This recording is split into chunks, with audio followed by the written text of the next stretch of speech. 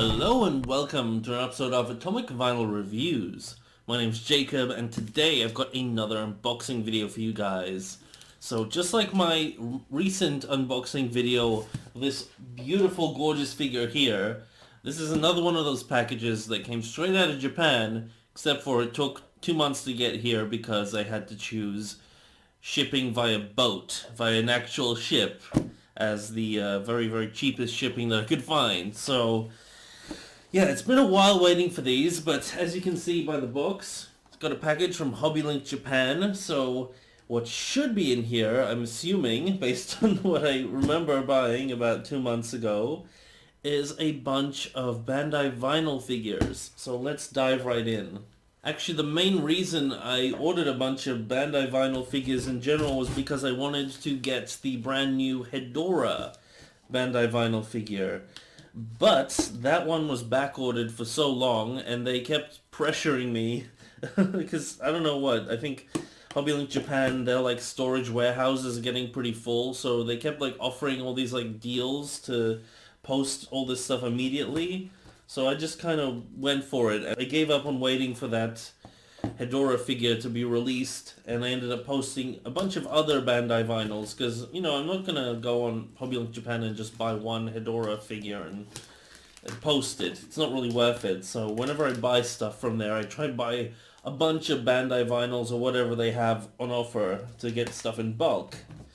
So I bought a bunch of other Bandai vinyls and I ended up shipping them without the Kingidorah figure, which I'm going to ship that Kingidorah figure really soon because it's finally come in stock. Now, it is listed as out of stock for anyone else who's trying to buy one currently, or at least it's listed as back-ordered.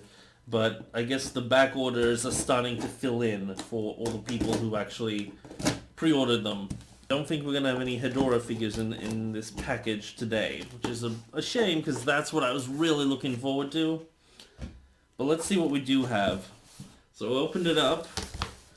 The box seems in good condition, which is always good. And, oh no, they're all in a bundle actually. That's alright. Look at that. So they bundled them all up and they put them on a bit of cardboard and they just wrapped them all together, which works just fine because that actually makes them a little bit safer for postage reasons. All good. So I can open this up here. Let's see what we got. So as I was saying, this one I was really excited for because this is my first ever Mecha Kingidorah figure.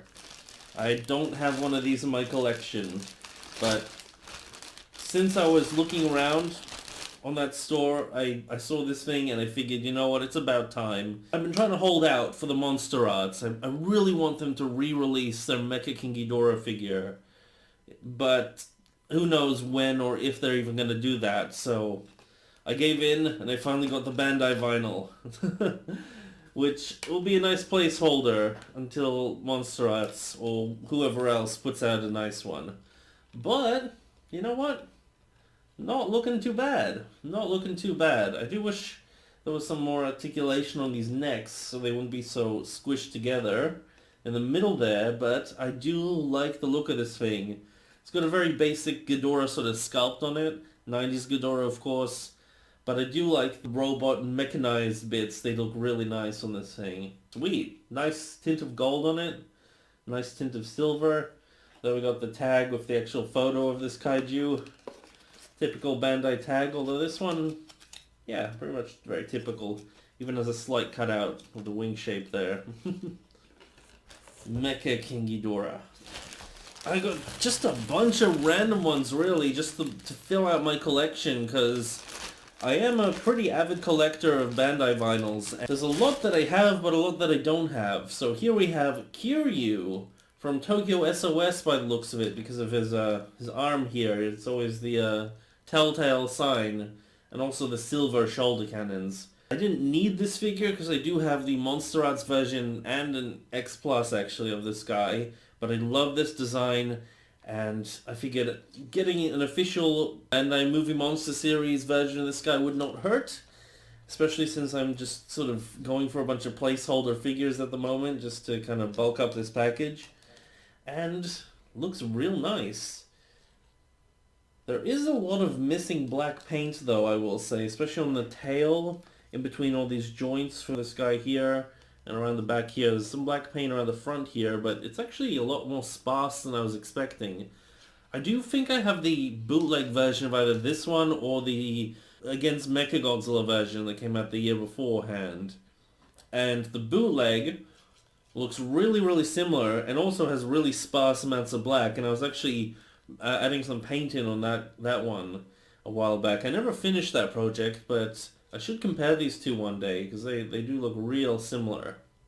The bootleg one was much sort of softer feeling, more cheap feeling, but still, they do look really, really similar.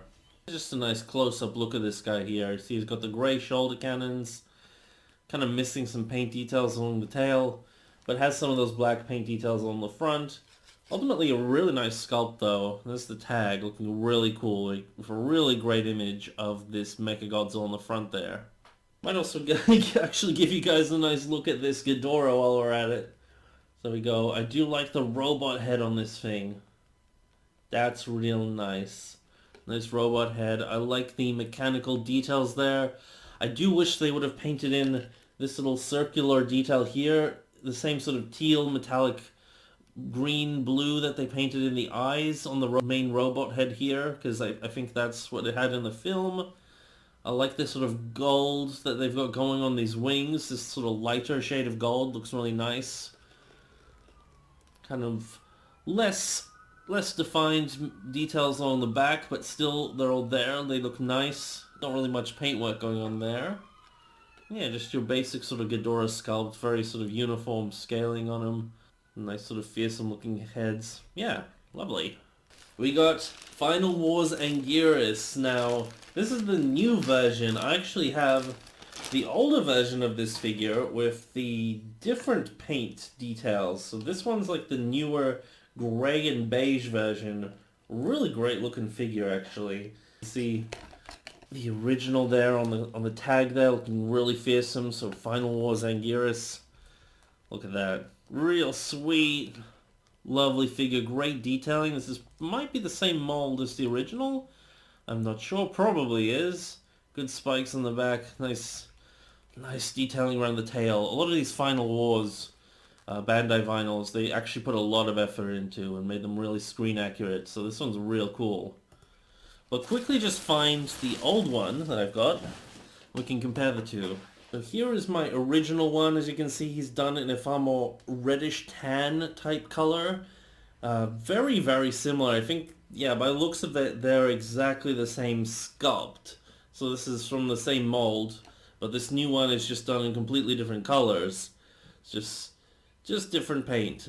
So it's really nice to actually have these two. I'm not really sure which one is more accurate. I feel like this one is probably done a little better. There's some more paint details on some of the little edgings here, all these little spikes around his legs and stuff like that. There's more airbrushing down the tail and down the belly, which looks nice. This one's kind of winning it paint-wise, quality-wise. Whereas this one, I do like the color choice. I like the gray and the beige, which is very reminiscent of how he looked in the film. But as you can even see on this picture here, it is a little more reddish looking because the film was tinted quite a lot and there was a lot of like reddish smog in the air in a lot of his scenes. It was really similar to this as well in the film. So both of these are actually pretty legit representations of this guy from the film. I do kind of like this one more still, the original, so, interesting. But yeah, really nice to get this one on hand. So, our next figure is the Mogira Bandai vinyl. So this is one that I was kind of on the fence about getting. I do have the monster arts of this one, and I'm not a huge fan of Mogira to begin with, at least not the Heisei one. I'm not a huge fan of that movie in general. It's probably the weakest of the Heisei series, Godzilla vs. Space Godzilla, with this Mogira in it. But just because I'm not the biggest fan doesn't mean I dislike the character or the mecha design. And I thought it would be a nice figure to have because, you know, it's not always going to be available on Hobbylink Japan or easily accessible. And it'll just be another one just to help build up the collection. And by all accounts, really decent looking figure. It's Very simple paint-wise. There's maybe like 4 colors on it. Dark blue, there's lighter metallic blue, silver, and some yellow highlights in the eyes. Very simply done. Most of it's silver, just the blue not even put under the feet here, but it kind of done sloppily in some places I can see, but cleanly enough that from a distance, I honestly don't think you'd really be able to tell the difference between this one and the Monster Arts. I don't know, it's just one of those designs, but close up you can obviously tell, but I don't know guys, just take a nice close look yourselves. Yeah, nice basic Mogira figure. For some reason this Mogira's kind of leaning off to the side a little bit. I don't know why that is. There we go. There's like the skirt of the figure there. You can see no paint under the feet here for some reason, even though it should kind of roll under. There it is along the back. Then you got that nice tag. You got the kind of blade design from Mogira's back, which is pretty cool.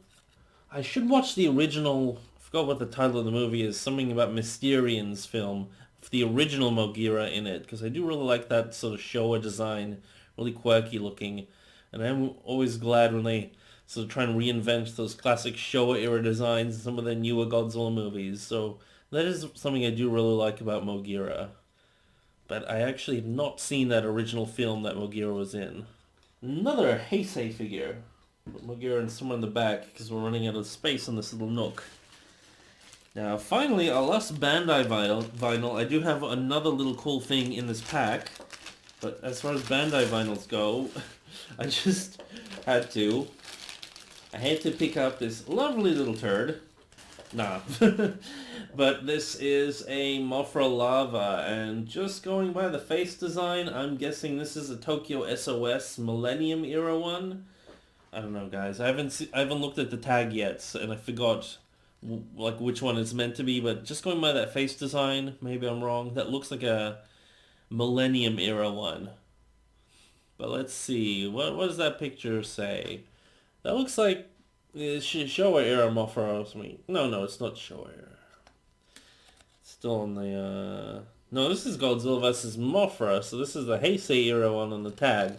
Then again, I don't really trust the tags on these things because I have the Mothra Imago version, which I got from a bundle of figures from Hobby Link Japan recently. I say recently, but probably like months and months ago.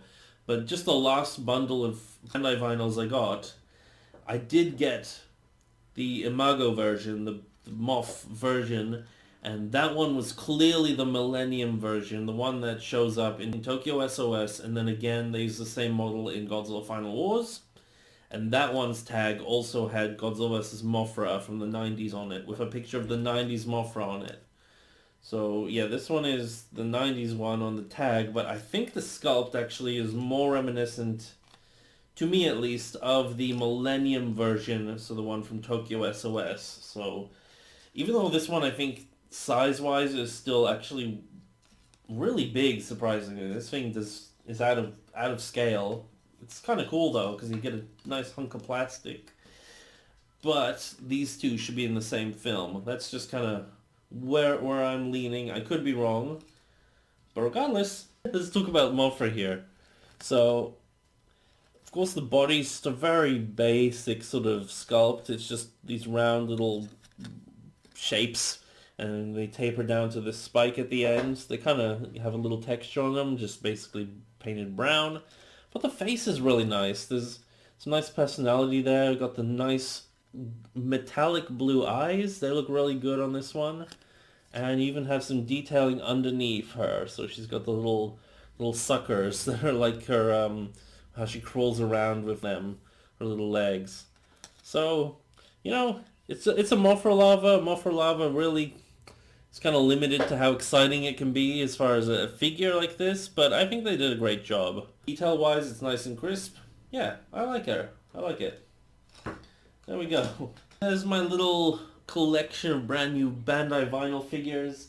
I'm pretty satisfied with these. This is always a lot of fun to get a bunch like this. Now, One thing that I just kind of randomly picked up because it happened to be on the store and I was curious what it would be like in hand is this thing. So this is a magnet by the looks of it. So I'll open it up. Here we go.